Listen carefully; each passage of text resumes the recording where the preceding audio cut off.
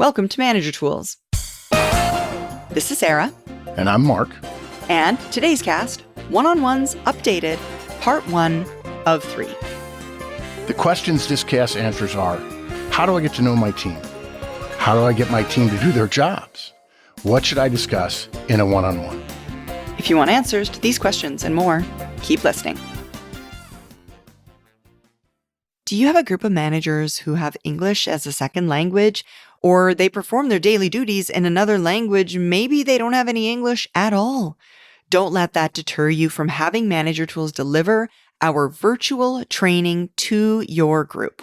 We can offer virtually translated training in the language of your choice, interpreted live time by an individual whose native language is that of your workforce. It incurs a slightly additional cost, but it's worth every penny. Send an email to Maggie today to learn more. Reach out at customerservice@manager-tools.com. All right. So, Mark, folks that are listening, or folks that heard, I suppose, our intro today will note it's slightly different than our intros of past.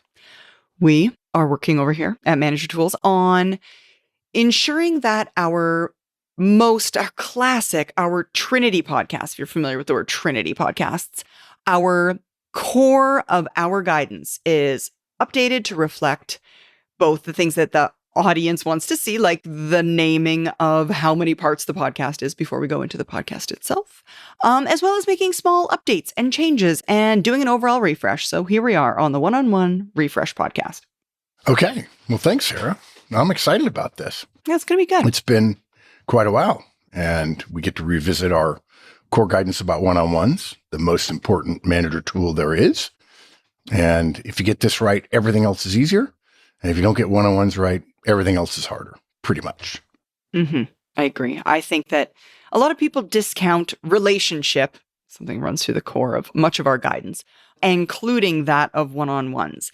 And the professional measurement that correlates better than any other with a manager's ability to achieve results and retention, the two primary responsibilities of all of the managers, is trust.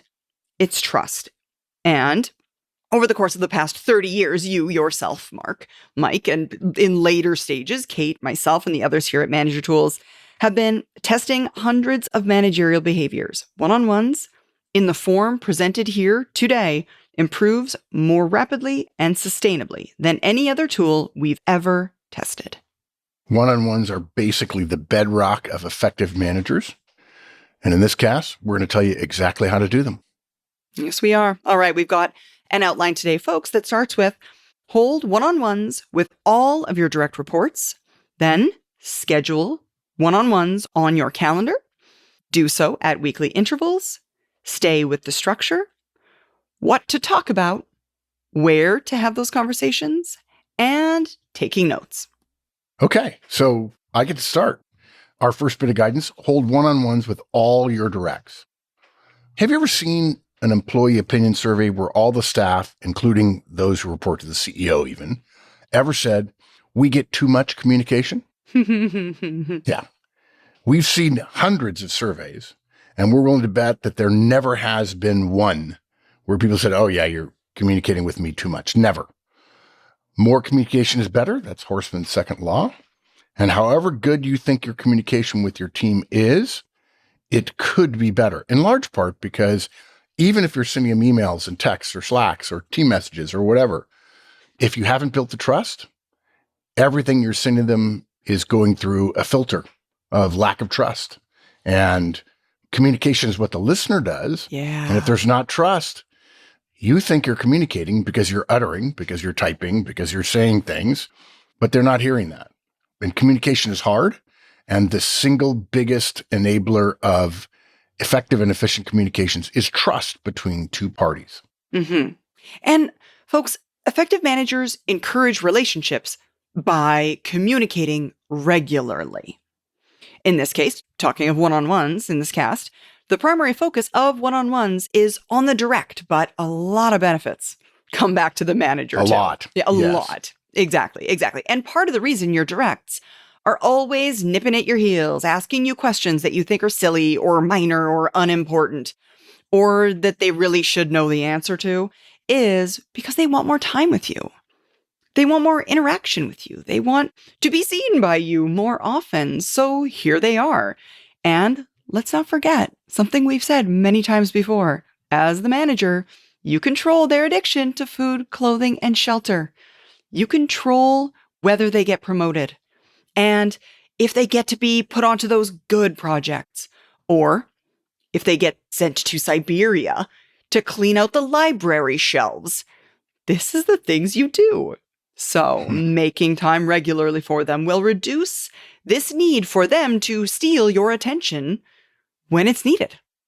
Yeah. And, we say this all the time, that managers are always saying to us, the first thing they say is, oh, I don't have time for that. And we say, we have a guarantee. We've had a guarantee as long as I've been teaching one-on-ones, so 30 years now. The guarantee is always held. If you do one-on-ones the way we recommend them, and there are a lot of other people talking about how important one-on-ones are, but they don't really tell you how to do them. They don't go into detail about here are the non-negotiables in our outline today that Sarah shared are the non-negotiable parts of one-on-ones. If you do them this way, we guarantee you will get more time back in your calendar than you spend in the one-on-ones themselves. Now, how is that possible? Well, first of all, because of trust. Second of all, because as Sarah mentioned, if your directs are always coming to you for stuff, why not centralize that in one meeting a week? Which is one of the reasons, by the way, you can't do we don't recommend bi-weekly or every other week one-on-ones, because if you're having them every other week, those nipping at your heels moments, they won't slow down. If I have a problem with Sarah, who's my boss, and I need some guidance and it's Tuesday, I might be able to wait till Thursday. I can't wait till next Thursday.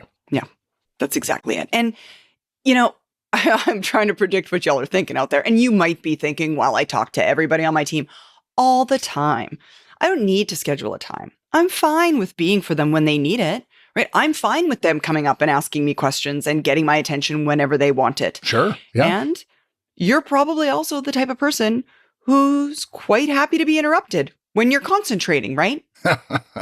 Just checking, right? Yeah. You like to think and make decisions on the fly, right? And when you think of something you want to talk to a direct about, you just pop on down on the end of their desk and you start talking to them. And not everyone in the world thinks and feels and behaves like you do. Roughly, if y'all aren't any familiar with communication style, roughly half of the people, which isn't a good percentage, to be clear. There are people who are incredibly uncomfortable when you just pop down in their office to chat at them. They feel like they can't give you a good answer to your question, and they're certainly not ready to ask their questions on the fly. So, for those people, you need to schedule regular time. So do. Yeah. And this goes back to, we have hundreds of thought experiments we do with our audiences at our conferences and when we're coaching people and at public conferences and at client events and so on, where you walk down to your directs desk and you ask them, hey, you got a minute? And what do they almost always say? In fact, always say. Sure, the boss. answer is, What's up? Sure. Yeah, of course. Let me assure you, folks, they're not sitting there waiting for you to come around and secretly rubbing their hands together. Oh, he's coming by. I hope he stands. Stop to talk to me. I really want to be interrupted. No. So then why do they say yes? It's because you're the boss. It's not because they necessarily want to talk to you. And then if you think that you're going to get something from their agenda out of them when they're not ready for it, that conversation ends up being about your agenda. Mm-hmm. And the problem with it being about your agenda is you always get your agenda covered. Most managers don't realize how much they set the agenda in virtually every conversation they have with their directs. It's one of the benefits, if you will, of being a manager. If you don't create space and time for your directs, you'll be talking to them a lot. You will. But you won't be building trust, nor will you be hearing from them of what they really want to talk to you about. And you can't just Shanghai them and magically expect that, oh, whenever I want to talk to them, they'll want to talk to me about the things that are important to them. So let's be clear. What is a one-on-one? Well, it's focused time for you and your direct to communicate. But, as we've alluded to, the primary focus is on your direct. This isn't an opportunity for you to bogart the meeting and suddenly talk for the full 30 minutes. In fact, years ago, when we first taught one-on-ones, this is 30 years ago, We told them, let the manager go first. And the managers all took 28 of the 30 minutes and then turned to their director and says, do you have any? Oh, I'm sorry. I took too much time. I thought I was going to give you half the time and me half the time. And now I've taken 28 minutes. Do you have anything for me? And all the reasonably intelligent directs said, no, this is yet another meeting where it was supposed to be a two-way street, but it ended up being a one-way street. Mm-hmm. Yeah. Something I end up saying a lot to the groups that I'm teaching, that we're training, is if you're in a conversation, but only one person's talking, you're not building a relationship. Exactly. And generally, if it's a manager, one person's talking and that person has work falling out of their mouth, you're definitely not building a relationship. And because you always have stuff to talk about with your directs, generally speaking, for most managers that we know, this is not an opportunity for you to say, oh, I'll centralize all the stuff I have for them, and then I'll spend 30 minutes telling them all the stuff I need them to do. Okay? It's not an opportunity for that. You will get your chance. There's a part in the agenda of one-on-ones, we'll cover that in a minute, where it's time for you to talk about your stuff, but it's critically important that the direct gets to go first. This is not a waterfall meeting where all you're doing is passing on stuff down from on high. That's for your staff meeting. And if you're doing a staff meeting and you think your staff meeting is enough, rest assured you cannot. Psychology 101 will teach anybody, you do not build trust with individuals if you're talking to a group of individuals. The only way we build trust is one-on-one. And that's, in fact, why they're called one-on-ones. Mm-hmm. Well, now, unfortunately, though, Mark, what you've done is essentially you've taken away this time from them. Now everyone out there is obviously thinking, well, I have to get up this time. I have to schedule it every week, and I don't get to discuss my stuff. Yeah. You're not doing a real good job. I got to say, you're really not selling it on manager tools and the concept of one-on-ones. Yes, we know. We know. Bear with us. The purpose of one-on-ones is to encourage effective relationships. Better relationships means more and better work gets done. How do two human beings measure their relationship? Yeah. How do you know that you have a better relationship with your best mate than someone on the outside of your circle? First, you communicate more often with your best mate. Whether you're an every hour, every day, or once a month person, you communicate more often with the people who matter most to you. Mm-hmm. And second, your best mate is more likely to have conversations with you about subject matter that actually matters to you. That's why good friends have similar interests. At a dinner party, you like the people who ask about you and the subjects you're interested in more than you like somebody who just talks about whatever they're interested in and about themselves the entire time. Exactly. We've all met that person, right? That person thinks they're a great communicator. They do. When in fact, we have podcasts about we have podcasts about communicating with others and having conversations. And the way to be a great conversationalist is to ask questions.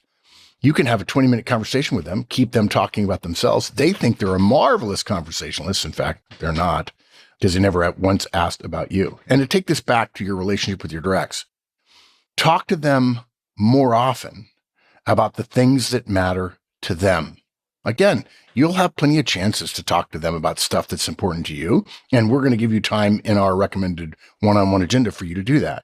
But you've got to give your directs, partially because of the role power differential, a chance to come to a meeting and know that that meeting is primarily about them. That is the essence of a one-on-one. And we should also add one other thing. It's all your directs. It's not some of your directs. It's not two of your best directs. It's not, oh, I'm going to do it with these three people because they're most likely to get promoted. Or those three more senior people over there, I don't need to do one-on-ones with them because they already know their job. This is not about their job. It is about trust between you and them. And we've tried doing one-on-ones with part of a team, and it doesn't work. The people who are getting the one-on-ones in the beginning before they really learn the value complain, why am I having to spend this time? I feel like I'm being punished, which is not the case. But the other half is like, well, why am I not getting time? And both sides lose. So if you have a direct report and you're responsible for their performance review at the end of the year, if you're responsible for their development, for their coaching, for giving them performance communications, for knowing what they want in their future and how they want their career developing, you're going to have to spend time with them. And that means all of your directs, not some of them, not the best, not just the worst, all of them. Mm-hmm. Now, folks, something I probably should have said when we started this podcast, but here we are, is Something that we oftentimes, I'm going to say employ over here at Manager Tools is called the middleman test. Now, if you're not familiar with the Horstman middleman test, we have a full podcast about it on our website, manager-tools.com. The crux of it, though, in essence, what it means is if while we're saying something, you're thinking to yourself, well, my directs don't need that from me. That's the wrong question to be asking yourself. It's the wrong way to think about it. Don't ever say, well, my directs need or don't need something from me. Instead, ask yourself, do I want or need this from my manager? Put yourself in the shoes of the direct here as we're having these conversations. And the way you answer that question is often different. Right. Sure, I'd like more time with my boss. I'd like to know what she's thinking. I'd like to know what she has planned for me. I'd like to know how I'm doing, what she thinks about how I'm doing.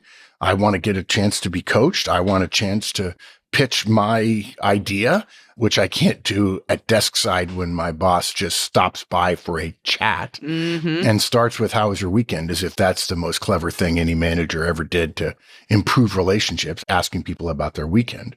Yeah, the middleman test basically says, whatever you assume about your directs, you better be careful because you need to remember you're a direct as well. Whatever your directs want from you is probably what you want from your boss, assuming your boss is within the normal range of anything between the top 10% and the bottom 10%. We know there are some of you who don't want to talk to your boss at all, and that's fine. He or she's a terrible boss. We get that. The whole point of Manager Tools is our mission, the mission of the company is every manager effective and every professional productive. So for the vast majority of us, 80+% of the people in the world, what you want from your boss, your directs want from you. Yeah. It's a function of structure and hierarchy and org charts and role structure and human psychology 101. And telling yourself my directs don't need this is the wrong answer, as Sarah said. The answer is, what do you want from your boss? And imagine also that your boss said, I'd like to meet with you for 30 minutes once a week. I'm doing this with all my directs. Would any of you say no? If you're wondering whether or not your directs will say no, I'd be willing to bet if you're a manager right now, none of you would say no if your boss asked you for 30 minutes once a week and she was asking for everybody on the team, not just you. You'd of course say yes. And yet managers routinely tell us, no, I would say yes to my boss, but my directs, no, they wouldn't say yes to me. You're probably wrong. That's what the middleman test is all about. Good morning, Austin. I'm hosting an early May EMC and ECC here in Austin. May 7th and 8th, I'll be out at the Airport Hilton with a manager training and a communicator training. Come out and learn the next steps to being a more effective professional with our EMC on Tuesday and our ECC on Wednesday. Austin is a really fun town, and we'd love to host you. Sign up at manager-tools.com/training. All right, that takes us on to the next bit of our guidance. Schedule all your one-on-ones on your calendar. Your one-on-ones, folks, to be clear, must be scheduled and be scheduled on your calendar. Directs, know, just like everybody else knows, that the most important things to you are the things on your calendar. Now, truth be told, you may not be managing your calendar properly, and it might be full of other things which aren't your actual priorities, such as those meetings you just couldn't find a way of getting out of, but they're on your calendar.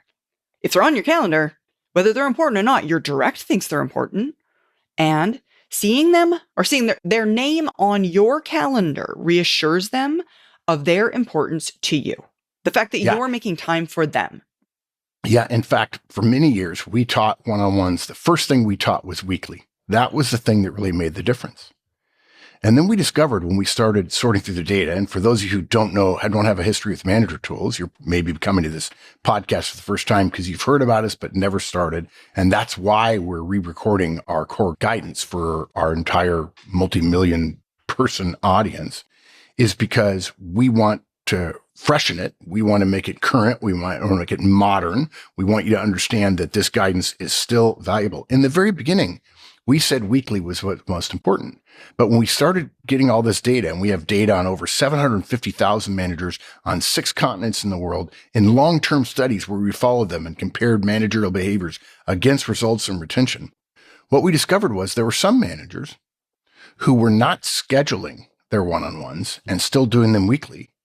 And they were being outperformed in results and retention, the ultimate measures, by managers who scheduled their one-on-ones and had them biweekly.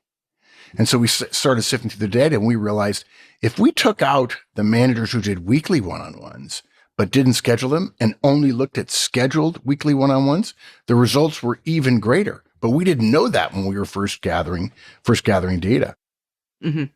If you don't schedule them, you're missing out on a huge opportunity. Your directs, first of all, won't realize that they're that important to you. And the other thing they know is they'll get canceled at a moment's notice because in addition to the calendar you have set for the beginning of the week, everybody's calendars are always changing, right? And if it's not in your calendar, you probably won't have time to get it done. Yeah. Well, the middleman test I often do, Mark, when we're talking to managers is, okay, so imagine your manager says to you, gang, I really want to have a good relationship. So we're going to have one-on-ones every week. Now, because you never know what our calendar is going to be like on any given week, it's probably easier if I just do it during my admin time, like the Sunday night or Monday morning when I kind of get ready for the week. I'll identify times for our one-on-ones to happen. So every week, expect from me by noon on Monday an email suggesting a possible time for our one-on-one that week. Okay, so then the question being, who thinks their manager is going to do a one-on-one? Everyone's like, No, that ain't going to happen. I'm like, okay, cool. So if you don't think it's going to happen, are you going to prepare for it? probably not. Probably not. And then, tongue in cheek, I say, yeah, of course you're not, because you don't even prepare for all the meetings you know will happen. Why would you prepare for this one in case it accidentally does? And that's the thing. If you don't schedule it, no, your directs are going to save up all of those minor, petty, small requests because they're not sure they'll get time with you. If it's Right. on the schedule, it alleviates that need. They know they have that time, essentially, as long as you're not canceling them constantly, guaranteed for them. And because they know it's going to happen every week, and they know it's time limited because they have a time in their calendar, they will then begin to self-select what they think is important versus unimportant. What needs to happen now versus what can happen later. Urgent versus non-urgent. And they'll get better at prioritizing because now they have time to fit all of those requests in a singular block of time. Yep. And when we first started getting this data back, we realized something, that scheduling was more important. We thought weekly was more important. So that's why we talk about scheduling them being first. We didn't really understand what the scheduling was. We had to go ask directs, thousands of directs. Why is the scheduling of it so important? And as you say, number one, because wow, he put me on or she put me on her calendar. This makes me as important as her calendar, which used to be a problem for me because I couldn't get any time with them. So I've been elevated to a higher level of priority. The second thing they said, as you alluded to, they have time to prepare. And for the manager who thinks he can just walk down and say, hey, got a minute? And the director, of course, says yes, because you're the boss. I like to joke that managers often think themselves funny. And I remind them that they're not laughing at your jokes because they're funny. They're laughing at them because they're your jokes. And so they feel obligated. But what happens is, in addition to feeling supported and actually raised to the level of the manager's calendar, they get a chance to prepare. And if you walk down and say, hey, do you have a minute? And the direct says yes. And then you say, let's do our one-on-one. What are the chances that's going to be a meeting that primarily focuses on the direct's needs, wants, desires, and so on? And now, mind you, some of you are thinking, well, do I really need to worry about needs, wants, and desires of my directs? Because really, I've got pressures from above. I need to be thinking about the company and my boss and the division and department and whatever else. And the answer is, yeah, you do, because they're the engine of what you want done. And if you don't focus on those things, you won't be able to build up the kind of trust that you'll need to ask them to dig deep when, in fact, the stuff hits the fan at the office and you need everybody all hands on deck doing something. That's exactly it. So, folks, now, in addition, I should say, the advantage of scheduling one-on-ones on your calendar is that if you have to move due to conflict, it's there on your calendar to remind you it needs to be rescheduled. I mean, worst case scenario, your one-on-one is Tuesday at 2 p.m. and Tuesday at 2 p.m., you're like, dang it, I totally forgot about this meeting. And then it causes you to reschedule it on your calendar. Now, be warned, never cancel one-on-ones. Canceling one meeting will put you on a slippery slope to canceling more. And suddenly the one-on-ones become less important. Worse than that, your directs become less important, or they feel that way anyway. Exactly. Now, we have some data on that as well. It's okay if every once in a while a one-on-one doesn't happen. You don't cancel it, but something stands on your boss steps on the meeting, your direct is out on Thursday and Friday because they're sick and you were scheduled to have your one-on-one on Thursday. That's okay. Our data show that the manager who schedules his or her one-on-ones and has 85% of them over a period of time, say 3 or 4 months, gets about the same improvement and results in retention as the manager who scrupulously has 100%. So it's not a pact with the devil. If you miss one, it's not the end of the world. In fact, no single one-on-one is going to make the difference in your relationship. It is the discipline, and we come back to this so often in Manager Tools guidance, it's the discipline of following through with what you said you're going to do. And one-on-ones are the form that the behavior you engage in to show a trusting relationship with you with open communication is important enough to me that I'm going to have the discipline to do it. So it's okay if you miss every once in a while. People understand that. And if it's not on your calendar, somebody else can schedule that time. That's another reason. If your calendar is left available on Monday and there's open slots, people are going to fill them. But if you put one-on-ones on your calendar, they'll have to work around your one-on-ones. And many of you have told us over the years, tens of thousands, probably hundreds of thousands of managers all over the world now have told us the single most important thing I do every week are my one-on-ones. Mm-hmm. Now, folks, no. I mentioned a moment ago, worst case scenario, it's Tuesday at 2, and you realize your one-on-one needs to be rescheduled. But let's not live in the world of worst case scenario if we possibly can, if there's any way around that. What that means is reschedule when the conflict arises. That is, when you see, oh shoot, I'm gonna miss this one-on-one, that's when you schedule. Find a new time within the same week. Don't reschedule so that you end up with 2 in a week. That's been tried. Yeah, it's weird. It's going to seem weird. You're going to get to your second one-on-one and it's going to be like, but my list was already covered. It rarely works. So you'll end up canceling more one-on-ones. And again, we don't want to drop below that 85% kind of threshold. So try to avoid that if possible. And reschedule. When you know there's a conflict, reschedule. That's all for this week, folks. Thank you so much for joining us. Join us again next time as we move into the second part of our guidance, One-on-Ones Updated.